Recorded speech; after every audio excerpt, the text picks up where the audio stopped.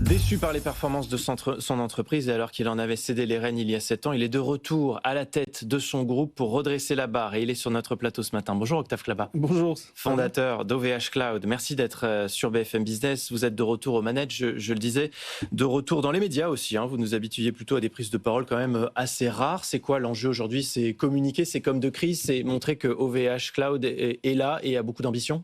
Non, on a de l'ambition et on essaie de communiquer en fait sur qu'est-ce qu'on va devenir dans les 5 ans. Parce que c'est ça pourquoi je suis revenu sur un cycle d'investissement de 5 ans et plus. Qu'est-ce qu'OVH va être dans 2030? Et donc c'est là-dessus, on voit très bien, on a des ambitions. Quel est le bilan que vous faites là sur ces premières semaines de retour aux commandes? Je ne suis pas vraiment parti. Oui, j'imagine bien, ouais. Vous étiez toujours là, mais là maintenant vous êtes vraiment complètement à 100% dans l'opérationnel. J'imagine vous bossez 7 jours sur 7. Pas mal, mais c'est passionnant. En fait, ça fait 26 ans que je bosse 7 sur 7 sur la boîte. Mais non, on a énormément de potentiel parce qu'on voit très bien l'IA, le cloud et surtout en Europe. Et en fait, mon ambition en fait, par rapport au VH, c'est de devenir systémique en Europe. C'est-à-dire pouvoir travailler avec toutes les typologies des clients, mais pas seulement en France, aussi en Europe en fait. Et c'est ça qui est vraiment différenciant vis-à-vis de tout ce qui se passe en Europe. Mais il faut être un géant européen pour ça, et donc il faut faire des acquisitions parce qu'il y a quand même des petits concurrents. Il va falloir aussi grossir par ce mécanisme-là. Aujourd'hui, on fait 1 milliard de chiffre d'affaires. Là, je cale la boîte à 2 milliards. D'ailleurs, comment on fait 2 milliards de chiffre d'affaires? Dans quel pays? Quels sont les investissements? Quelle est l'organisation? Il y a des acquisitions, oui, on bosse sur quelques acquisitions, mais plutôt des produits aujourd'hui, pas encore des typologies des clients, c'est plutôt des produits. Mais en Europe? En Europe, oui. En Europe, mais notre deuxième plus grand pays, c'est les US. On fait un peu plus de 100 millions de chiffre d'affaires aux US. Le premier, c'est la France, on fait à peu près la moitié. Donc vous faites 100 milliards, vous faites 1 milliard aujourd'hui, vous visez 2 milliards, donc x2, à quel horizon? Ça, laissez-moi juste démarrer. C'est vous qui nous donnez ce chiffre. Oui, mais je vais revenir avec les dates. Mais en termes de l'organisation, c'est pas pareil. D'accord, en termes de l'organe, mais les typologies de comment vous travaillez ensemble, dans quel pays et quelle typologie de go-to-market, il faut se réorganiser un tout petit peu. Mais alors, c'est quoi le plan de combat Klaba pour y parvenir? En fait, il faut qu'on soit dans tous les pays en Europe. Et on ne peut pas être juste en France et on ne peut pas être un tout petit peu en Allemagne, un tout petit peu en Italie. On vient de démarrer notre présence avec une région des 3 data centers en Italie. Là, on est en train de préparer Berlin. On est déjà à Francfort. Et donc derrière, on va aller progressivement dans tout l'ensemble des pays avec cette présence-là de 3 data centers, régions que les clients attendent de nous. Octave Klaba, est-ce que vous n'avez pas peur que ce signal-là, c'est-à-dire sans Octave Klaba aux manettes, il n'y a pas d'OVH Cloud, ça affaiblisse aussi l'image et la puissance de l'entreprise? On dirait qu'on a forcément besoin de vous pour que ça marche, quoi. Aujourd'hui, je dirais pas vraiment ça. Je dirais qu'on a une excellente équipe, Comex, l'ensemble des équipes en dessous pour pouvoir bouger la boîte. Ce qu'il faut, c'est plus de rapidité entre la vision, la stratégie et l'exécution. Et c'est pourquoi au niveau du board, on a décidé de changer et de joiner en fait les 2 jobs, chairman et CEO. Ça vous démoralise pas de voir les investissements que font aujourd'hui Amazon, Microsoft dans l'IA? On ne parle pas de millions, on parle de dizaines, de centaines de milliards même, pas parfois. Oui, et il faut voir comment ils vont faire le retour sur investissement.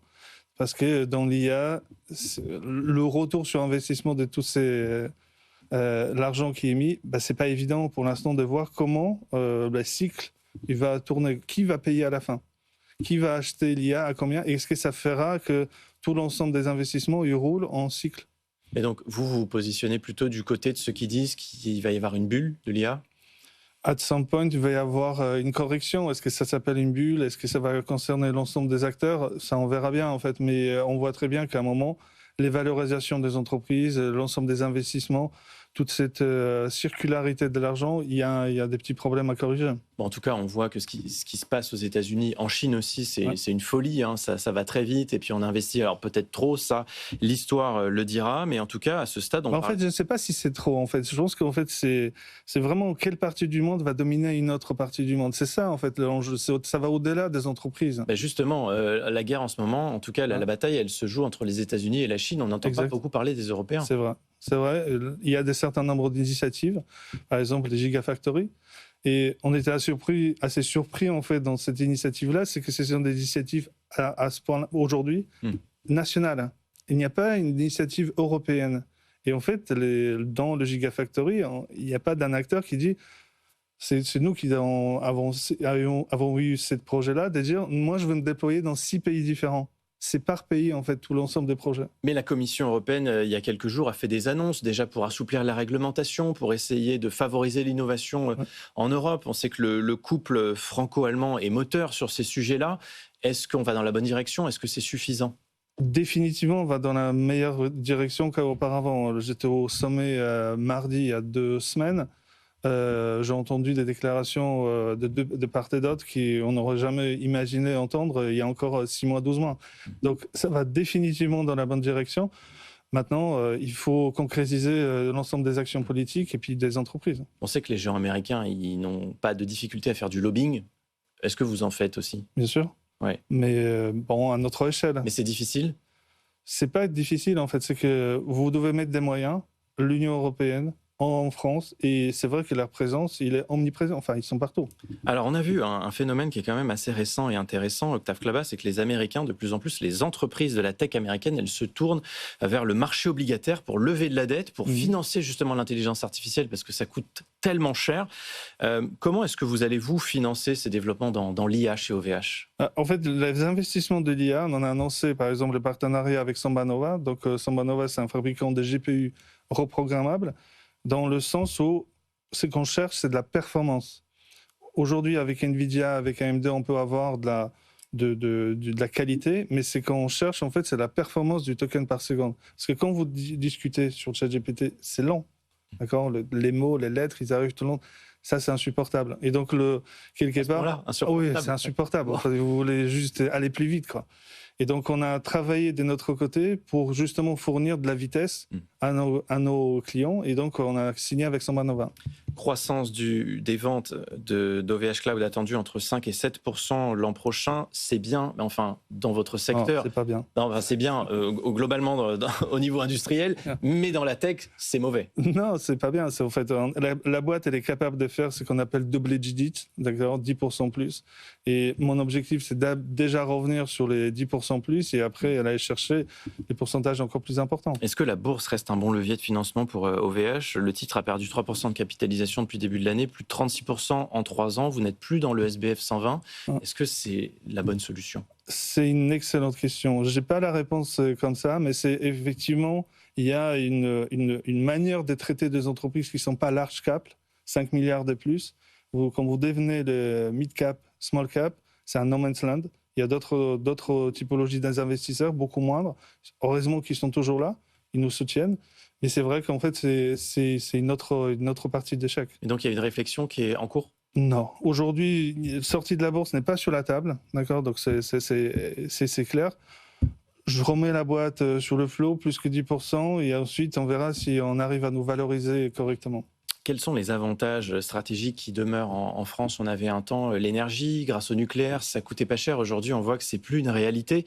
Qu'est-ce qui reste en France pour attirer, développer, grossir?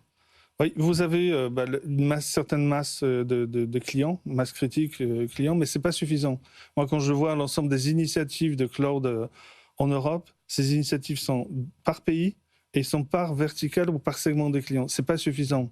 D'après moi, en fait, il faut aller chercher tout l'ensemble des clients et dans tous les pays. C'est ça notre objectif. C'est ça qu'en fait, le vrai différenciation vis-à-vis de toutes les initiatives que vous avez actuellement en Europe, c'est d'être un acteur systémique.